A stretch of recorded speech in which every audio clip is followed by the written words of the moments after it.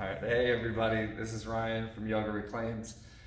This video is really designed for a modified version of a Sun Salutation. So in all aspects, it could be for anybody, but maybe you're just like learning the practice, new to the practice, you want to clean something up in your practice and maybe just like fine tune it. But also if you have any injuries, anything going on that you would need to modify these movements. And it's really like a movement to sync the breath and the body moving together. So yeah, here we go. So we'll start off in what we call like a first position or zero position of Sun Salutation A. And don't underestimate this. It's good to kind of get grounded into the legs and activate the body and just get really tall and take a few breaths there.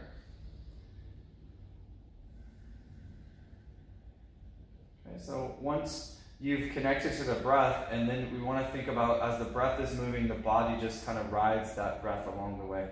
Okay, so in the first position, we'll inhale and reach the arms up. And then you're going to forward fold, exhale, and you can bend the knees as much as you need to along the way. And you want to take a moment, let the head relax and release. And then the next position is to lengthen the spine and lift the chest. If you need to lift the hands or palms a bit, that's fine. And then this is the spot that you want to work. What I suggest is moving the hands forward, bending the knees. Ideally, we'd like to get the hands flat to prep the body to bear weight. And then I'm just going to have you step back to plank position. And if you need to, put the knees down right away. And I like to pick up the feet and squeeze the feet and kind of activate the core, the chest and shoulders. And then from there, to take your time, lowering yourself to the floor. And at that point, you can then straighten the legs again, lift the chest, and this is just like a modified version. You don't need to do upward facing dog, but I want to get the back engaged, turn the legs on, lift the knees up. And then from there, you can set the knees down. Exhale, rock back towards child's pose. If you need a moment, take that. And then you're gonna elevate the hips best you can to downward facing dog. And in the downward dog, there's some things, just like in every posture, there's some things we're trying to work. If the heels are lifted, that's fine. If you can get them to the mat, that's great. For me, like when I'm warming up and just kind of starting my practice, I like a downward dog that's a little bit shorter, right? So the hands a bit closer to the feet. And then from there, I'm gonna try to flex the lower back just a bit to find some core strength. If possible, squeeze the legs. And in the shoulder position, I'm kind of wrapping the shoulders away from one another. And here's where you're practicing the deep breathing through the nose. And in the downward dog, for this, we'll hold for about 5 breaths. And then we're going to make a transition forward. So a bend of the knees. And then even if you just step to here, that's fine. You could lift the hands, step the rest of the way. And then another fold. Again, knees bent if needed. And then from there, we'll stand all the way up. And then the arms down, exhale.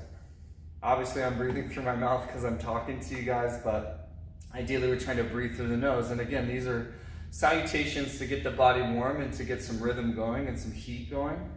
So I'm going to show it to you again, and this time I just won't like talk you through it. I'll just kind of go through it and you can watch it. Okay.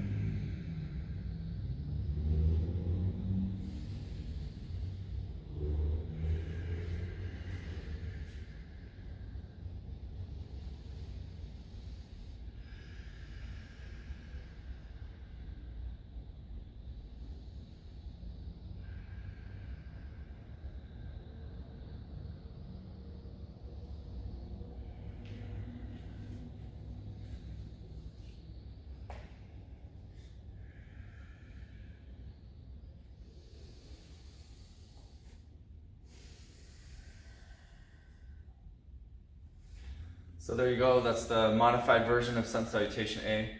I think it's really helpful. I've used that a lot in my practice, and sometimes we can just use snippets of it, modify different parts of it, or you can just modify the whole thing. But don't underestimate the power of that, even just in a modified way. You know, and just doing it more advanced doesn't make you any better. It just means that you're, you know, working towards getting stronger and more efficient, and that's great too. But maybe ideally we'd work towards 5 of those over time, and then, you know, as you get more efficient, you can add some more, or we'd start to add the second stages of some of those movements. And so stay tuned. You can look down the line at some of the other videos and see if those apply to you as well. All right, thank you so much.